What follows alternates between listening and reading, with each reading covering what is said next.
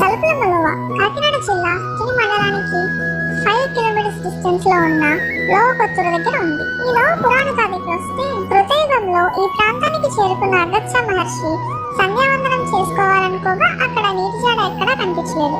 దాంతో ఆయన జగన్మాతకు ప్రార్థించగా కొండపైన పాతాళ గంగ పొంగింది. సంధ్యావందనం పూర్తి చేసుకున్న అగత్యుడు ఈ ప్రాంతంలోనే కొలువై ఉండమని అమ్మవారిని కోరడంతో ఆయన అభ్యంతరం మేరకు అమ్మవారి ఇక్కడ కొండ గుహలో కొలువు తీరింది. ఇక్కడి అమ్మవారు సకల శుభాలను ప్రసాదిస్తుందని భక్తుల నమ్మకం. అమ్మవారు తలుపులమ్మగా ఆవర్తించిన క్షేత్రమే లోవ. ఈ ప్రదేశం తలుపులమ్మ లోవగా ప్రసిద్ధి చెందింది. ఒకప్పుడు దట్టమైన అరణ్యంగా చెప్పబడుతున్న ఈ ప్రాంతంలో ఇటు చూసిన కొండల దర్శనమిస్తూ ఉంటాయి. ఈ కొండలలో ఒకదానిని దారకొండగాను మరొక దానిని తీగకొండగా స్థానికులు పిలుస్తుంటారు. ఈ రెండు కొండల మధ్య తలుపులమ్మ అమ్మవారు దర్శనమిస్తూ ఉంటుంది. తలుపులమ్మ నెరవేర్చే అమ్మవారు కనుక తలుపులమ్మగా ప్రసిద్ధి చెందింది.